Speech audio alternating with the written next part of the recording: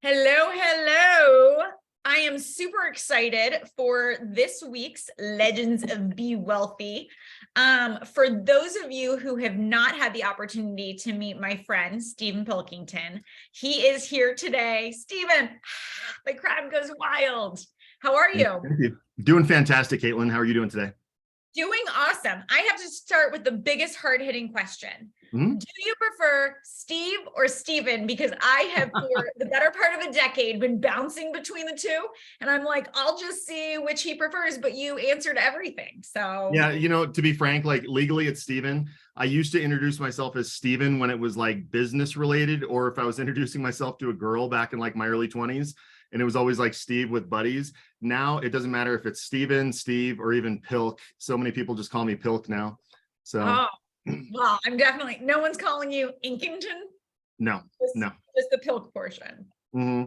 That makes more sense. Awesome. Well, good deal.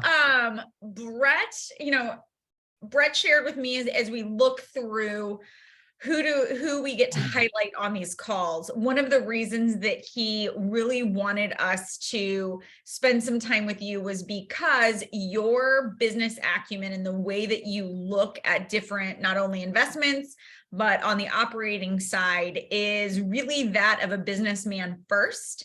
And you just happen to be operating in the real estate space versus a lot of us happen to be realtors trying to transition into that business and investment mindset. You come from a whole different angle. So tell us a little bit about where you're from, a little about your background, a little about you.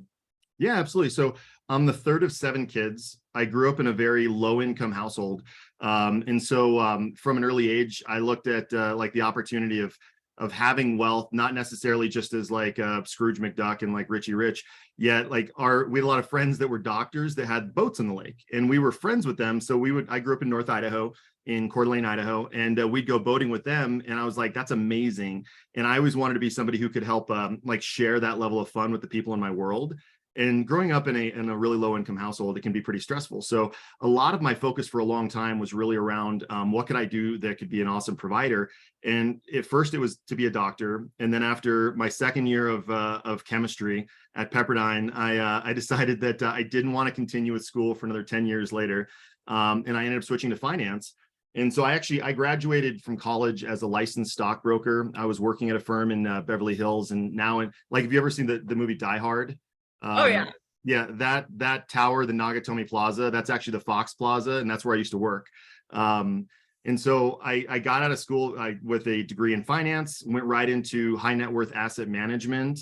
And I was actually kind of wooed away by friends to investment banking side.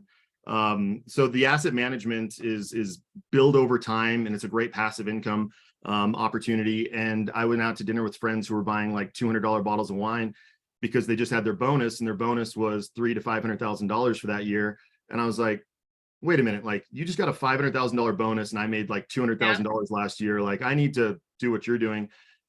And so that led me to working for Countrywide. And I was actually on the bond desk at the Countrywide corporate headquarters. And I am responsible for $56 billion in bonds that later turned into a big lawsuit against Bank of America and Countrywide.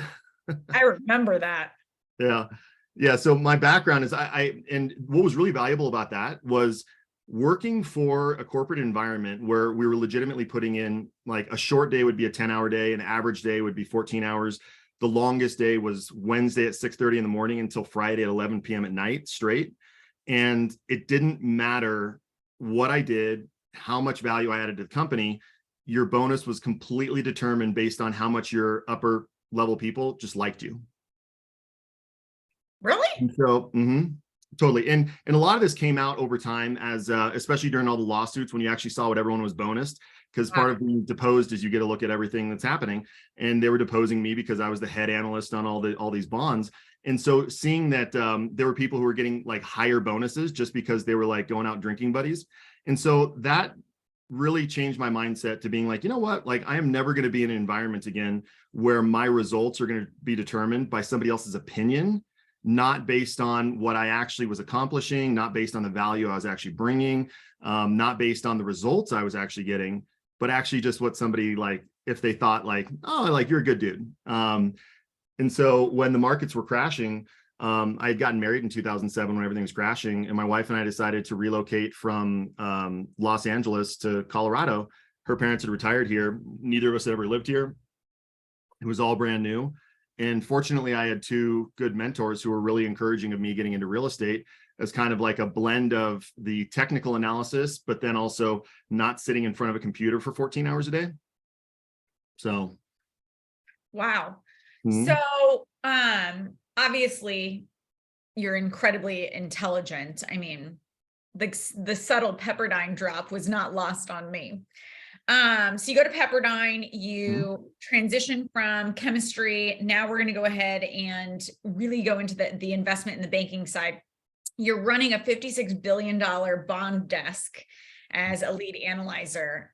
And now you say the market crashes, by the way, not just the investment market, but the real estate market as well. You and your wife say, to heck with it. Let's move to a state we have never lived in before, to cities we don't know, with people we don't know, and then get into the people business known as real estate, which is absolutely going down the drain at the moment. So yeah.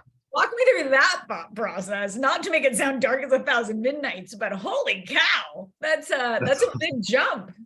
Yeah, I looked at getting back into like asset management side of things, yet I was just I was more drawn by the interaction and the opportunities with real estate. I actually did construction to kind of pay my way through Pepperdine with for the stuff, because I had like a 90% scholarship, but then I still had to come up with more money, and like overseas trips and things like that cost extra. So I did a lot of construction, and so I just looked at all of that as like my skill set seemed to work for that really well. I was never afraid to like pick up a phone and call people. I was never afraid to just go up and prospect, which is funny. Like this is kind of cheesy, but I really give a lot of credit to being able to prospect and growing up in an age where we didn't have digital dating apps.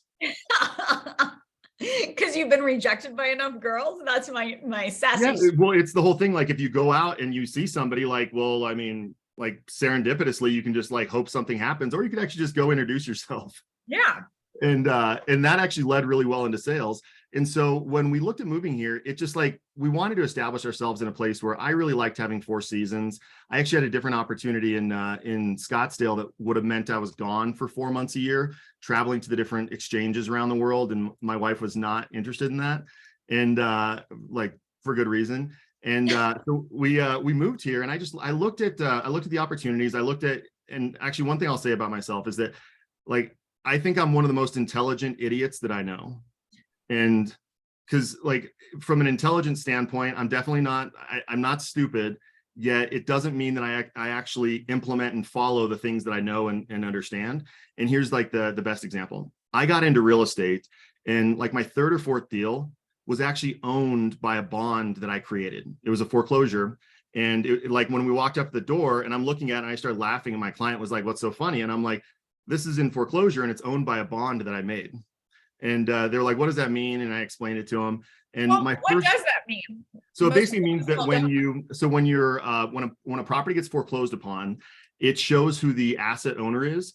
And because the bond, or because the loan was sold off into a bond, that bond was like, it was called CWABS 2005-6, which meant it was countrywide ABS, which was like part of their subprime prime bonds. It was from 2006 or 2005, whatever that bond was. And it was like the 5th or 6th bond that we had done that year. And so when you walk up on the door and you're looking at a foreclosure, it'll actually show you who the owner is, like what bank it is. And if it's part of a securitized bond, so if it's packaged up with hundreds or thousands of other loans into a big bond, it'll actually show you who the bond owner is. And so it was just kind of funny seeing that like full circle. Yeah. And this is where I talk about being like an intelligent idiot. It took me over a year in the business to think to myself, I should call all the people that I know in banking, because they manage billions of dollars of bonds and they need to sell the ones that are bad. And so by the time I started calling friends who are asset managers, I started getting on lists to start taking on that. But I was already like 3rd, 4th, 8th person in line. And they were like, "Pilk, like, we know you, we love you, man. We've got our like go-to guy who's been with us for 5 years. Like, we'll start throwing you a bone here and there." Yet my first 3 listing transactions were short sales. And then after the first year, I did get a couple like sprinklings of REOs. Yet if I was a little more intelligent, I would have just, there's a couple of scenarios like this where I'll identify like, wow, that's a huge opportunity, yet I just didn't do anything about it. Uh, And so that was like the first time I saw that opportunity. The second time, which goes along with that, one of my fraternity brothers, he was actually an advisor at Pepperdine, but he went to Yale. I was talking with him and he was leaving his commercial banking. And he was like, I'm just going to raise some money and I'm going to start buying houses in Scottsdale and Phoenix and everywhere we can that are like distressed. And his name is John Barbie. And I was like, Barbie, that's really cool, dude. I'm like, that's crazy. You're going to go from SoCal over there. And in the next year and a half, he bought 238 homes. And in my mind, I'm like, I don't have the capital to do that. Like Barbie sold off his 401k. He had a bunch of money to bring into it. And then he built capital on top of that, where I helped people for years make millions of dollars because I could identify these properties and be like, hey, this is a fantastic condition townhome. It's really turnkey. We can get it for you for like 110,000. The last sale was like 290,000. Like you're going to cash flow. And even if the market stays pretty flat for a while, the asset's going to go up. Sure. And in that case with John Barbie, he now lives in Costa Rica and he still owns about 40 of those properties, just free and clear. So I've seen these opportunities over and over again, yet I had a hesitancy to act because, to be frank, I had invested so much of my money into our bank, into finance stocks, and because they were doing really, really well. And so twice in my life, I've had like a massive slap with over getting into something on financially and not really being in control of it. And that was the first time because I had hundreds of thousands of dollars in company stock and other financial company stocks that essentially went to zero. And so looking at these opportunities, I saw opportunities, but in my mind, because I hadn't had that level of kind of growth or expansion yet to know that if the deal is good enough, you can find the capital somewhere. And capital raising is something I'm focused heavily on right now. And it's a whole art of its own. Yet at the time, I was just like, I'm just gonna keep my head down and just do transactions. And it did lead me to being the rookie of the year for KW that year for Colorado. But it was funny because I had done 14 transactions that year as a brand new agent. Took me 6 months to do my first deal. And by the end of the year, I had done like 76,000 gross, but my net take home was 37,000. And everyone's patting me on the back. Meanwhile, I'm going broke. And they're telling me how great of a job I'm doing. And I'm like, what the hell? Like I made 5 times this last year, 7 times this last year. You're telling me I'm like an award winner and I'm like literally going broke. I'm losing money every month. And so it's like seeing some of those opportunities and not having that mindset of the amount of impact I can have is only with my personal assets, my personal abilities. It's more, who do I know? How can I loop them in? Where can I find like what they're trying to accomplish? Where can I find what are their pain points? And then how can I be a conduit to help them achieve a different investment, a different return, avoid another pain point, things like that. So if that makes sense. 100% it makes sense. And I want to dig a little bit deeper into that in just a second, but I want to go back to, and I'm taking a bunch of notes because I have a million questions for you. I just want to make sure I ask them in a way that makes sense. So you said that the number one way that there were 2 ways that you had put all of your eggs in someone else's basket, in essence. You didn't have control over. The first was when you had invested so heavily in Countrywide, such that when the collapse occurred, you didn't have the capital like Barbie did to go seize the day. What was the second, if you don't mind me asking? Oh yeah, absolutely. And this I'm very transparent about as well. The second was cryptocurrencies. And what's interesting is that I had learned about cryptocurrencies before from people. I had a friend who, like, when I was building my first mountain house spec property, I had a friend who went heavily into Bitcoin, which worked very well in his favor.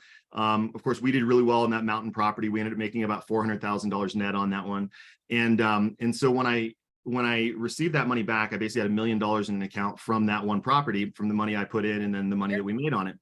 And I had all these people in my world who had made between like hundreds of thousands to tens of millions or more because they were doing something in the crypto space. And the vast majority of them were not like crypto pioneers. They were all like investor people like me. They were people who were just like, what, I saw an opportunity. I put money into it. Some of them did start getting involved in the technology behind it. And so I started investing into it in August of 2021, when the bull market was still very much happening. And almost overnight, the amount of returns, it was pretty funny. Like my wife was like, is that legal? Because I was like, we just put $400,000 in and it's up to $700,000. And then we put another $500,000 in and now we're up $500,000. And what I didn't quite understand, when I was digging into it, I really look at like, who am I investing with? Like, I'm investing in like the coach, the trainer, the jockey. And I saw these hedge funds and I saw these like big players that were getting into it. What I didn't dig into was that something, and one of the investments that I actually lost the most money on was something that it was called Luna. And you can invest money and basically stake it. And so it's supposed to be valued as $1, UST, was valued at $1. It doesn't really change up or down. And it gives you a 20% yield, a 20% return, which to invest money, and I put a couple $100,000 in there to invest money into something that is just yielding a 20% return, and they're paying you in the form of this other token. Well, in a 2-hour period, there was a hedge fund attack on it where somebody very smart figured out that if they purchased a large part of their balance sheet off of Luna and then tried to mint a big part of the, and I know it sounds kind of confusing, but then tried to mint a whole lot of the coin, the stable coin that they used, they would basically break the system.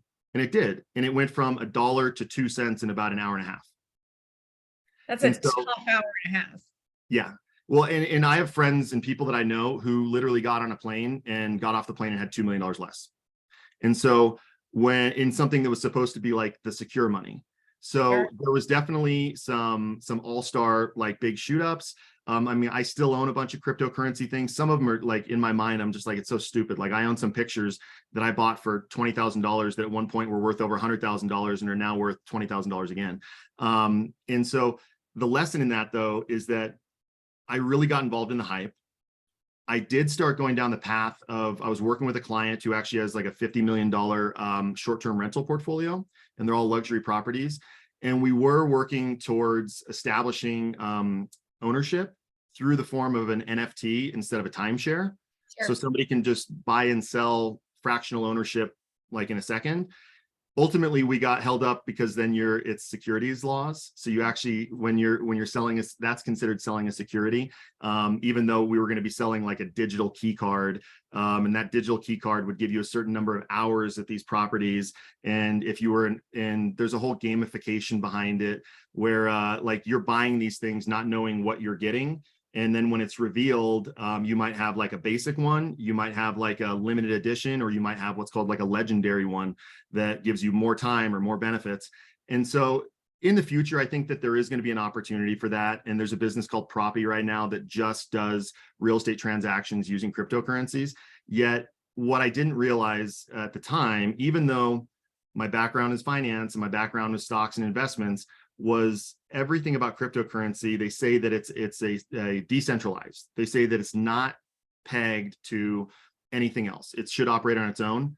Yet the reality is that it's very, very pegged to the NASDAQ top technology. So whenever technology stocks are going up, cryptocurrency is going up. Whenever technology stocks are going down, cryptocurrency is going down. And so in all with that, I ended up losing about $800,000 in value of the money that I put in because it went up. At one point, I think that the peak was between 1.4 and 1.5 million with the 900,000 or 800 some thousand that I put in, and then that just crashed down. And so it's and there was a couple of times in there that like I actually went to invest in something and I got nailed by one of the fraudulent accounts. And there are where I literally like sent off like there's $50,000 just went to an account that looked real.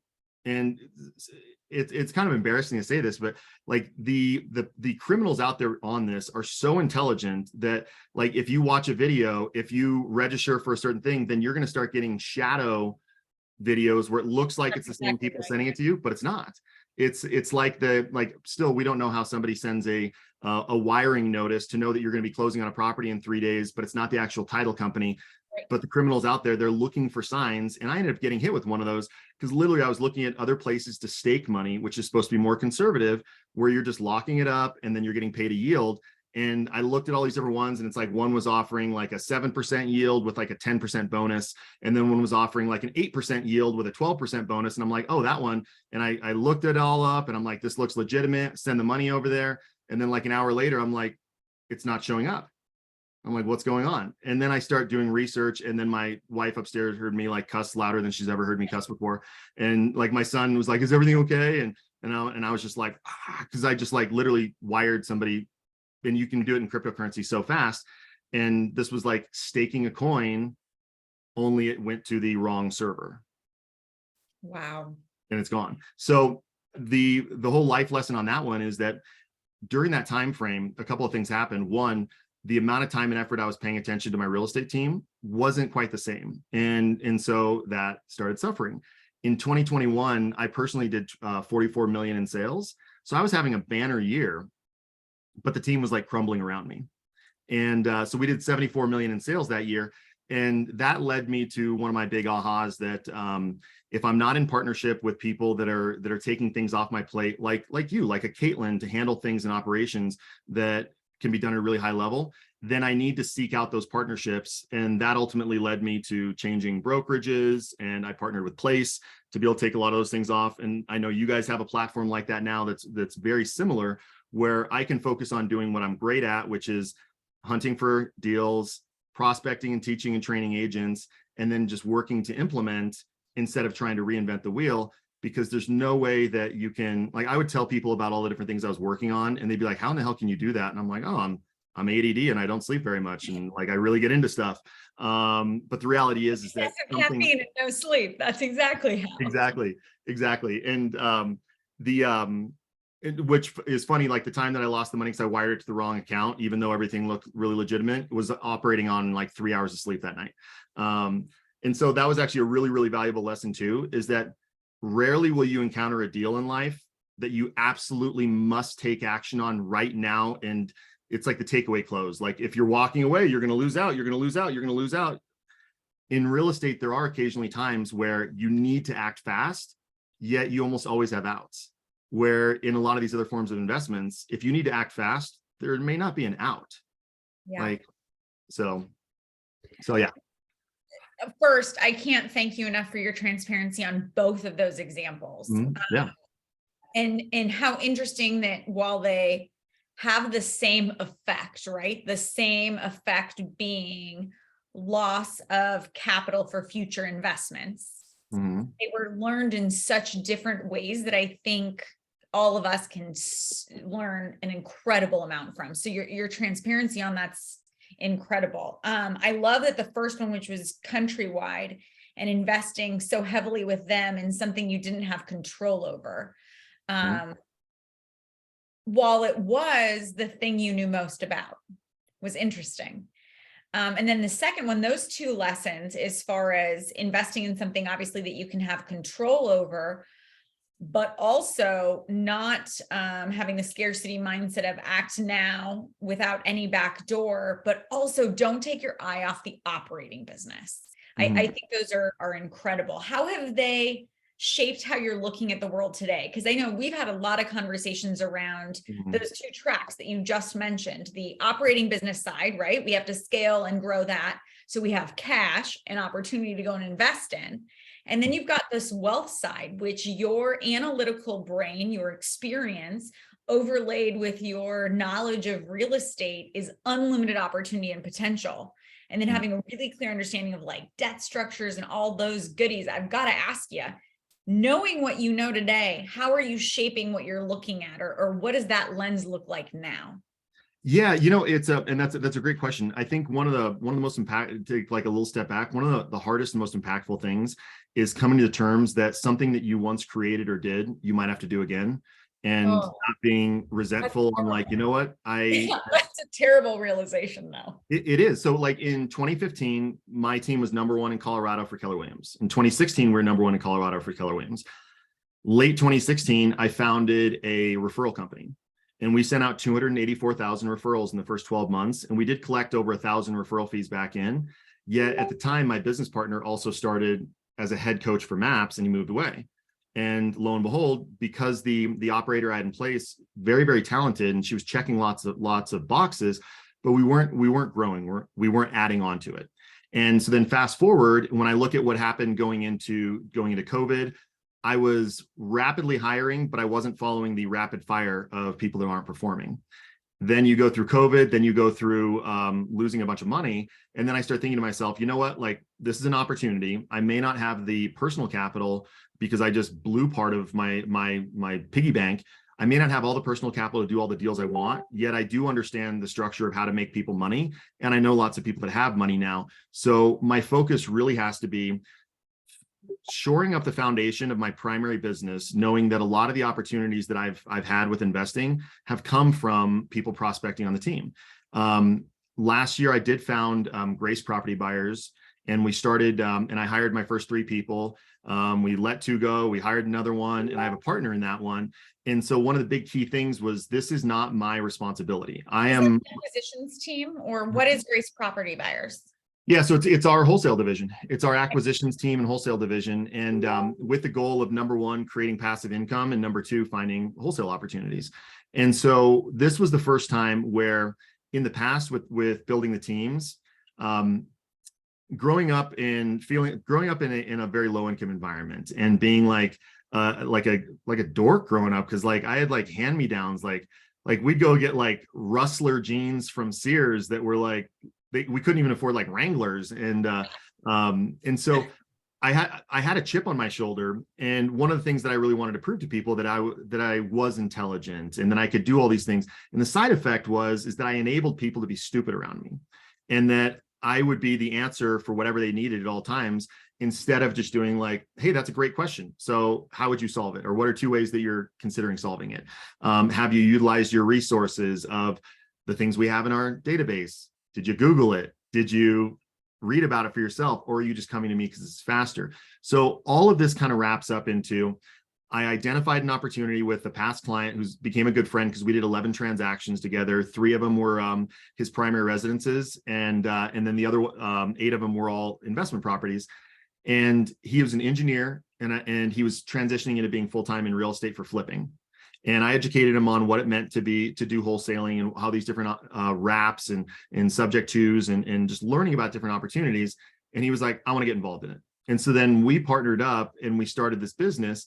And so last year was a lot of changes because I moved brokerages from Compass to Real Broker, and Compass was way too expensive. The $700,000 of like benefit they gave me was essentially worth nothing. I partnered with Place, which is just a lot to do. The same way I'm sure partnering with your guys' expansion program is a lot of changes and a lot of like shoring up the ship. And I started this investment team with the whole idea that my focus is going to be finding the people and empowering the people, not being the person who's actually running it all the time. And one of the things that kept going through my head over and over again, one of the things that I've told Brett a lot, is that one of the big reasons that I wanted to be more in Brett's world is because he's done an incredible job of holding people accountable, and not necessarily being like a jerk about it. Like maybe in the past he was, but not now. That he's absolutely not. And but it's holding people accountable, and it's not feeling bad if they don't hold their end of the bargain up. It's just like, hey, this is like, you made this commitment, you didn't do it. It's like, I still like you, but you're just not going to be here anymore, and that's okay. And so I started looking at like, I did not want to build something just around me. I wanted to build it where I could actually step out and it would keep running. And so much of my focus now has been creating the business structure for revenue generating, getting consistent on our models and systems for everything wholesaling. And what that meant was like, we started looking in Denver. We started working in Denver. Our first couple deals, we had our first 2 wholesale deals in town. We had one down south that's about 2 hours south. I did a flip 2 hours south. And then we realized that for the effort we were putting out, we might not want to focus on Denver. And so we changed and started expanding into Kansas City. And right now we've got 28 properties that we're in the process of negotiating. And they're almost all going to be either a wholesale fee of $10,000 to $30,000, or they're like acquiring a property for $85,000 that currently rents for $12,000 a month. And with the $10,000 improvement, it could rent for like $1,500 instead of $1,200 a month, $1,500 a month. So to be $100,000 into an asset with an 18% return with some upside because there's gentrification. And even the Kansas City one, that came into effect because of my network through KW, through Real Broker, and through Place, and through our mastermind groups. And I'm kind of a mastermind junkie. I'm in 3 different masterminds, which we can get to that later. But You have to be in proximity with people that you want to emulate. And if you want to have a result in life that you see somebody else having, I think one of the best ways to grow into that is by being in that person's world and sharing what you can, and then gleaning off of them what you can. So that was kind of a lot to unpack there. I don't know if that all made sense. It totally did. And I think I'd love to go a little deeper on one specific thing you said. You talked about really, I heard two main buckets. One bucket over here is that operating business side. And we talk about that all the time. You've got to shore that up. Sometimes that means going into partnership in specific ways to get the additional resources you need. You had to transition from brokerage house to brokerage house for a minute to find that right fit. You knew you had to shore up the operating business, because without the operating business, we don't have the cash flow or deal flow to do anything else. Yep. You utilize that deal flow came from really interesting places, right? It came from those partnerships. It came from those exposure points to then go and build that acquisition side. And I want to talk a little bit about that transition, because you brought up something. And if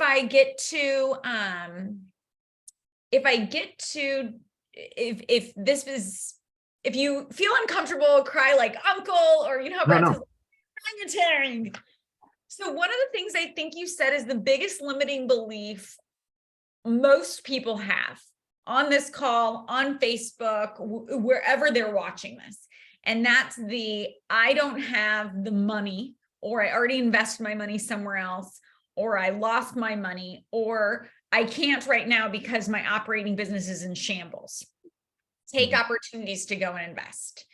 Yep. And you, amongst unbelievable transition, some investments that didn't go exactly your way, although a lot of them in the real estate space, I happen to know, you're being humble as crap, went wildly in your way. You had a lot going on, but you didn't take your eye off the ball of going down this deal hierarchy. How do you do that when you don't feel like you have the capital or the foundation currently? How did you overcome that mental block? Because you really did have it, but how did you overcome that block? I think the first way that I overcame the block was having a little bit of FOMO, because I saw deals that I identified that I didn't take action on, then turning into fantastic transactions on the back end. And so the first part of it was just because I may have personally made some, and I think a lot of us can actually do this, that we may make decisions ourselves that we would not advise our clients to do. Yeah. We can coach people to and I've been a real estate coach for years. I used to be a MAPS coach. Now I have a handful of coaching clients, and I can coach somebody to do something and help them get into success. Yet I need another coach to tell me the exact same thing so that I do it, even though I know it and I identify it. And so with getting around the mindset of investing, the number one thing you have to do is you need to find investment partners. You need to figure out where the capital is, whether you're going to a corporation. So now I've got a list of something like 35 different hard money lenders that I put together between different partners of mine, and with the different schematics of what they're looking for. My favorite ones are the private money lenders, where a lot of them are just personal friends. I think one of my superpowers is that I have a tendency to become friends with people who end up becoming wildly successful.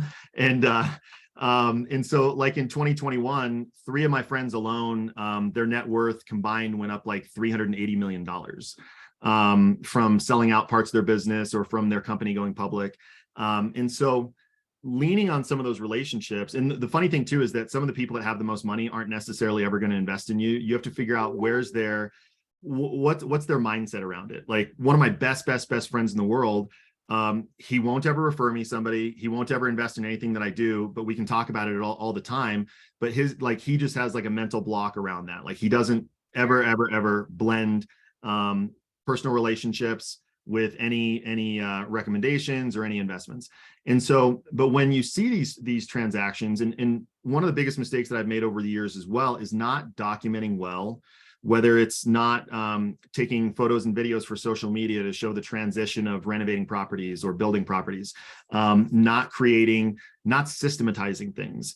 I can create incredible spreadsheets, yet I hate doing it. And it's one of those, like my wife coined this as like your kryptonite superpower, where it's both a superpower, yet it feels like it drains you. And I'm married to a lady who was an acting attorney for a long time, and she's brilliant at it, but she hates it. And now she does design work and stuff for flips that we do. So, but getting back to the capital raising, you need to be, people need to know about your successes. I think one of the things that's a little weird in our world is that, especially depending on where you grew up in the country, is that you don't talk about money. And in my household, like growing up, like we were just taught like we don't have money, and the people that do have money got it because they stood on the backs of hardworking people like us, which is just absolute BS. And some of the mindset shift I can really point back to Bold or to different coaching programs that really helped expand my mind around it. And so when you reach out to people and have the conversations, there are going to be people that they may not be forthcoming, and that's okay. You can't change them. Yet the reality is that what you focus on expands. And when you do focus on helping people build wealth, acquire capital, gain capital, you start attracting that to your world. One thing I will say that you do have to be careful of, though, is that I got so focused on that I did have a lot of past clients that were like, hey, man, I mean, I went and bought this like $600,000 place, and I don't want to bother you because I know you're super busy doing these other big deals. But I had a question about it, and you're just like, oh. And so make sure that people know that if you are pivoting, that your team and your business is still taking care of them, or that, hey, this is something that we're working on, yet we're not taking away from our core business. And so with the mindset around that, you really have to look at, are you competent in what you do? Can you advise somebody else to do it?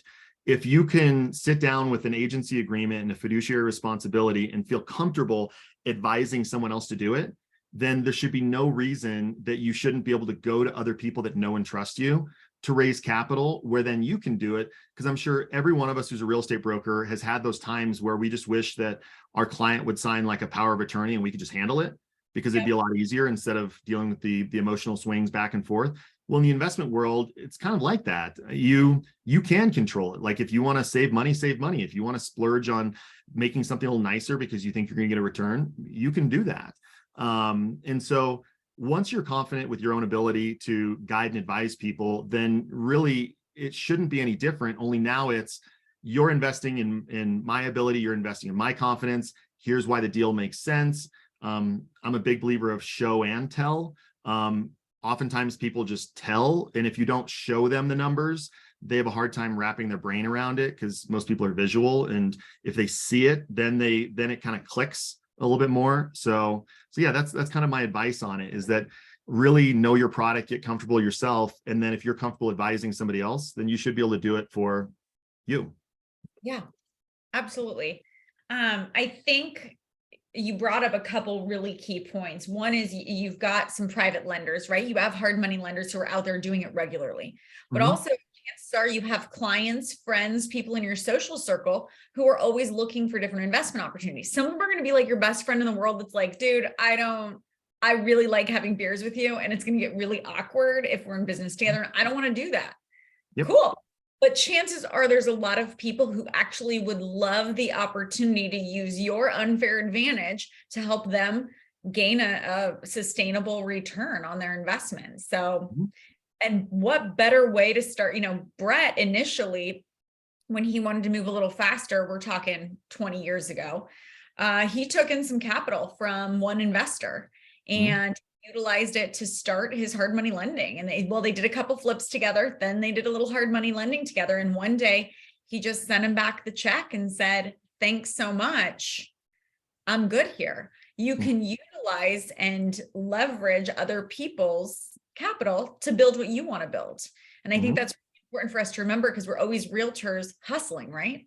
We're always, it's our hand to mouth, it's our hand to mouth. It's our grind that has got us to where we are. But let's also remember that we can utilize others' capital to help us move faster too.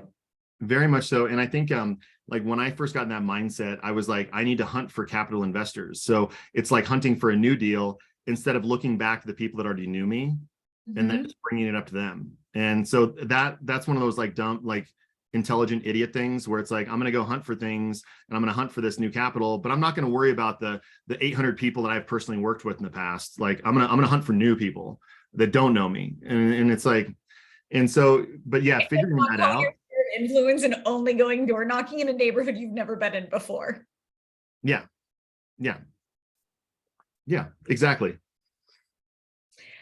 All right, I've got some rapid fire questions for you. Totally. Hmm. So you have totally crushed it, both on the wealth building and investment side, as well as your operating business side. And you've had multiple operating businesses that have crushed it. Mhm. What are the three things you would say that have most contributed to your success? Yeah, absolutely. So I think number one is learn to identify value. And if you can learn to identify opportunities, and usually that comes from practicing it first and with other people, then you can start identifying value for yourself. And then you can get other people to invest in you. And then you can be the one who spearheads that. Be a connector.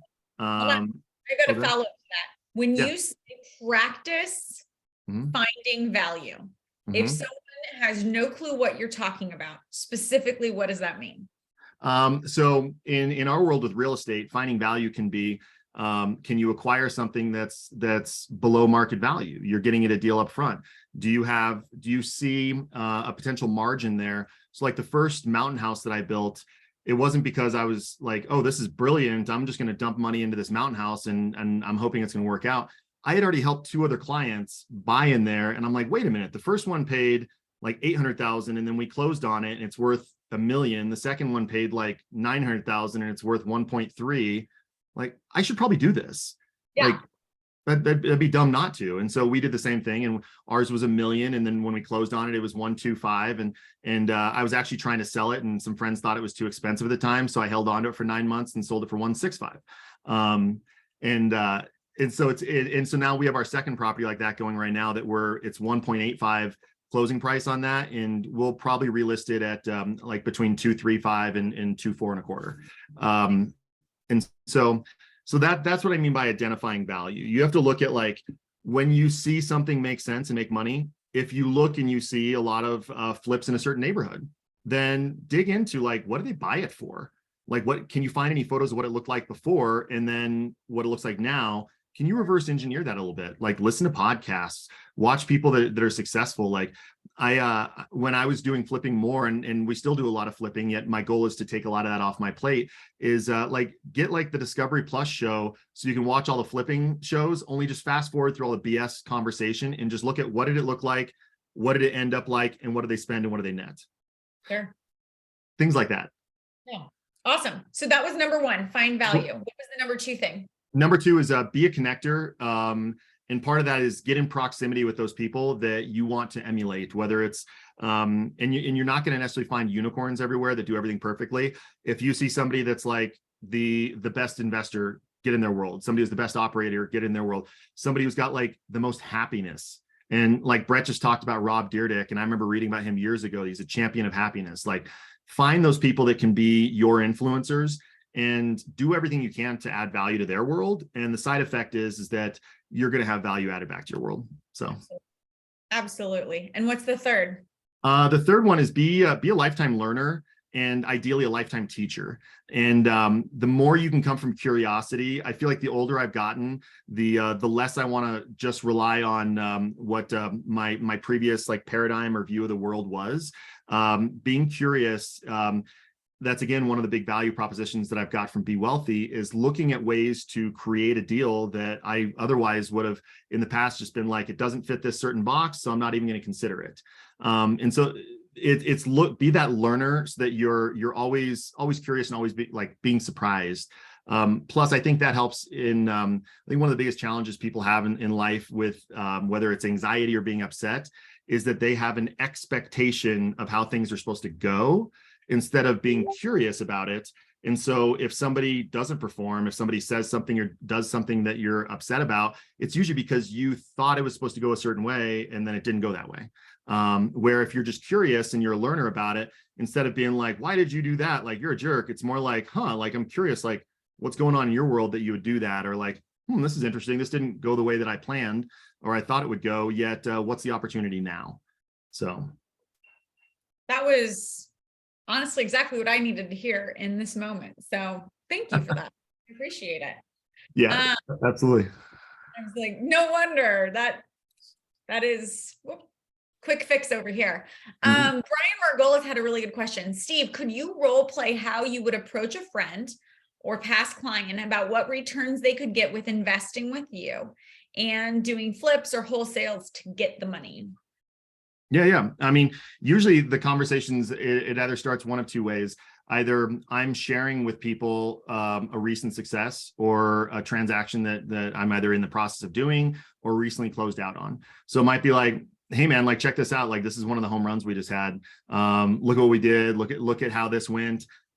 This was like part of the challenge I had. Like the contractors didn't even show up for this time period. I had to fire somebody to do this. So to be real about it, yet as soon as you start showing people where you invested your capital, and then just casually drop like, oh, let me know if you ever want to be part of one of these things, because we've got a few more coming on. And then it's, oh, by the way, like what are you investing in now? Because I'm always curious, like what else I can be investing in.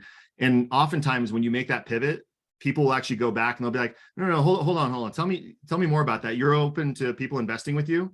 Because if you tell them that you just did a deal where you put $20,000 of your own capital in it, you borrowed the rest of it, your lenders made $18,000, you had a net on the back end of 35,000 plus your capital back, and you're like, oh yeah, like I'm always looking for people that want to invest. I mean, you can follow that route and you can be an equity investor and actually be part of it. And so you partake in the upside of everything, or you can be a debt investor where you're more protected. Of course, like we're buying these properties for a discount. So worst case scenario, if like I got hit by a bus, then you end up owning a property that you got at a discount that's already in the process of being renovated.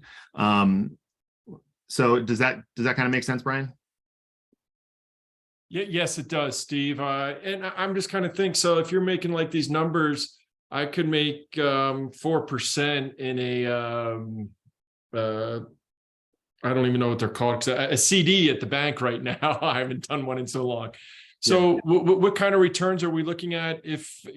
I love what you're doing, man. Like you're killing it. It's great. What would the return look like if, let's say, if I gave you like, what do you need, like $50,000 to do one of these Kansas City investments? Like what return and how long would it take? Or just kind of curious. Yeah, that's a great question, Brian. Before I go to that, what are you comfortable investing in? Are you somebody that really likes to have more of a guarantee and a protection, or are you somebody that gets upset if you don't partake in that upside? Good point. I guess just to get my my toe in the water is I'd like to just kind of just look for a return and not so much on the upside, because I'm just a little cautious. But then if it's working, then I'd like to be able to, if that option's open, to be able to do that maybe second or third time down the trail. Yeah, with absolutely. So we've structured this because we want to meet people in the middle and make sure that the investment makes sense for them. So with your kind of situation, depending on how much you're willing to lend on the purchase price would determine, like, are you getting a fixed 8%, 10%, or 12% interest rate? And are you getting between 1% to 2% upfront in points? Also, like, do you need to have monthly interest payments, or are you okay if it's all grouped to the end? So you end up making some interest on your interest. And for us, that just helps us with cash flow. So back to you again, like, are you comfortable lending 100% of the purchase price? Which a lot of our investors really do. Are you comfortable lending 80% of the purchase price? If it's less than 80% of the purchase price, to be frank, man, I can point you in the direction of some great other investment tools, but we've got people who are taking care of us on the 80% and 100% typically. So which one of those do you think you'd prefer? So are we talking about let's just call it $100,000 purchase? Is that what we're talking about? So Yeah, 100%, you need so 100 grand? Exactly. I can give you some of this information. Really, if you hold on for the next like 2 hours, we can send you over basically a spreadsheet of what's going to look like. And so we're looking at an acquisition on this one of about $85,000, and we're going to spend about $12,000 renovating it. And then at the end of that, we can choose to either sell it for $150,000 or refinance you off. And then we're going to just keep that as a long-term investment property. So if you're willing to lend 100% of that, then that's going to be a 2 points plus a 12% interest. So you're going to be making 1% per month on that. If you'd like, we can also do the version where you actually just keep part of the equity on the back end, where you're still the lender, but you actually get to keep a 20% piece in the back end. But in that situation, it's only an 8% interest upfront, but then you get long-term passive income. So which one of those do you think sounds better to you? Being the 100% lender and making 12%, or being the 100% lender at 8%, but then getting 20% forever? Or would you rather do more like an 8 or a 9% and only lend 80% of the deal? So it's your choice. Wow, that's awesome. Just one last question about the role play is, Steve, are we talking about that 100%? Is that like 90 days, 180 days to get that return back if I did that? Yeah, fantastic question. So typically I want to set expectations correctly. Our average is going to be about 6 months. If it's a flip, it might be a little bit less than that. If it's a refinance BRRRR, it might be a little bit longer than that. Now, let me ask you, if you went to lock up that money for 6 months to 9 months, would that be a problem? Do you need to have that money back for some reason in the next like 3 months per se? No, just was trying to figure out how long it would be out there with you. That's all. Yeah, absolutely. Absolutely. Well, I mean, the good part, Brian, is that if you're locking it up for 6 months, you might as well lock it up for 9 months, because making 12% is sure beating inflation, and it sure is kicking the crap out of that 4% CD. Absolutely, man. It's always good to see and hear from you, Steve. Thank you so much. Absolutely. One of the things, Brian, that I really like that Steve does is kind of like the menu of options, and that asking you a million questions of like, what's important to you in the investment? How quickly do you need your capital back? Is, equity versus value more important from a security standpoint? Is rate of return more important? What's your risk tolerance here? Asking that and then shaping the deal on your end to best accommodate what they're looking for will help you, I think, to close a whole lot more deals versus just saying, this is what we do, this is the structure, creating it more of a conversation where at the end of the day, here's the 3 menu options you're going to provide, but asking the questions to guide them down the path to go like, oh, wow, I custom built this for you. And we'll make them feel really, really comfortable as well. Yep. Awesome. That was great. Thank you so much for playing with me, Steve. Anytime. Steve's always a good sport at that. I love it. Well, if y'all have any other questions for Steve, feel free to put them in the chat box. I know we've got a bunch of people watching on Facebook as well. You can put them down below. Our girl Cinderella will be happy to move them over into our chat box here. So Steve and I can go through them. Steve, I'm going to ask you, if no one else is, just 1 or 2 more questions, if that's cool. Yep, totally. So this is kind of a fun one. And I always love everybody's answers. What purchase under $100 in the last year or so, or I'll say since COVID, what purchase for $100 or less has impacted your life that you would recommend all of us explore? Awesome. So I remember this question from when Tim Ferriss was asking it. And Yeah, so I actually have a couple of quick answers. One of them I got from Tim Ferriss. It's actually this, it's called the Heart Math meditation monitor, because I like kind of sciencey things. You clip this little thing to your ear, and then the app kind of guides you through how to meditate, and it monitors your heart rate while you do it. And that's been pretty fantastic. It's amazing transition, because I live like 2.5 miles from the office. So there's not really a transition for me to go home. Yet transitioning to being a husband and a dad of 3, it's nice to have that. So rapid fire, like that thing would be first. The second thing is actually like this phone case I got. It has these clips on it, and the clips work on my bike. It works in my car, and it works on selfie sticks. And this thing was like, it's from the brand Mouse. So you can like drop it all over the place, and it's great. And like on the back of it, the Popple, that thing has been like key, and Popple's free. I think that tag is like, I think this tag was like $20 or something like that. And then just to be able to share your information with people without handing them cards, because then 99% of the time you hand somebody a card and it just ends up in the trash later. But if you share this thing, it pops up on their phone, they can save it, and then there's a feature where it comes back to you. So yeah, I would rapid fire those quick things. Well, I definitely got some hints there, so thank you. I appreciate it. What have been some of your favorite books lately? What should we be picking up on Amazon or downloading on Audible? Yeah, that one really kind of I had to think about that for a while. And so Simply Said is an awesome book. For years, the leader, I've had the tendency to over explain things instead of shortening it and pausing it. So really recommend Simply Said. One of my favorite books of all time is Principles by Ray Dalio, Principles of Life and Business. Really impactful. And then the next, there's like 3 that I kind of grouped together, where The Lifestyle Investor, Stop Acting Rich, and The Psychology of Money. Those 3 books are really help mentor or like shape my thoughts around investing. And it was like The Psychology of Money is just like a fantastic insight to, if you don't identify yourself in one of those categories they talk about, then you're not leaning into it enough. I think everybody falls into that. And then the last quick one is exactly what to say for real estate agents. That's been amazing on the team. That's one of the things we give out to people as soon as they join. It really helps change the way that they speak to people. And it's just like one of the best script books ever. So. Perfect. I love it. You know, Steve, you always you play all out every time we see you at events. And every time I have a phone conversation with you or spend time with you, you always provide just a wealth of information. But today, specifically, your transparency and willingness to help all of us learn from your challenges that, frankly, not all of us would have the opportunity to sit at a $56 billion bond desk and then watch the market collapse in front of them. So allowing us to learn through you is something we wouldn't have been able to experience on our own. And the lessons that you have shared with us were incredible. So I cannot thank you enough for that. Is there anything we should have asked you that we haven't asked you yet? I don't know. That's a good one. So it's actually one thing that I was having a hard time with that question that you had, like the billboard that you'd want to put out there for everyone. And so many different things that went through my mind. And one of them that's been really sticking out with me lately is one that Josh Anderson actually had up in his office in Nashville. And that was do no harm, but take no shit. And I love that. And I think about that in business in that like one of my personal credos is that I want to make a lasting positive impact on everyone that I encounter in a meaningful way.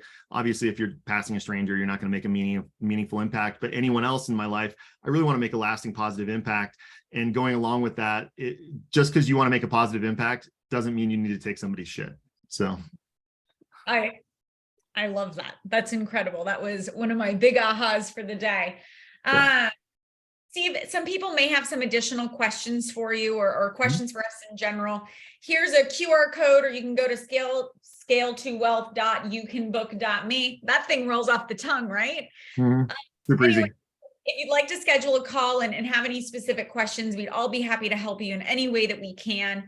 Steve, you absolutely made a positive impact today, and you did not take any of my shit. So that was a big win. Love it. Thank you so much for the opportunity. Always happy to give back. We'll talk to y'all soon. Have a good day.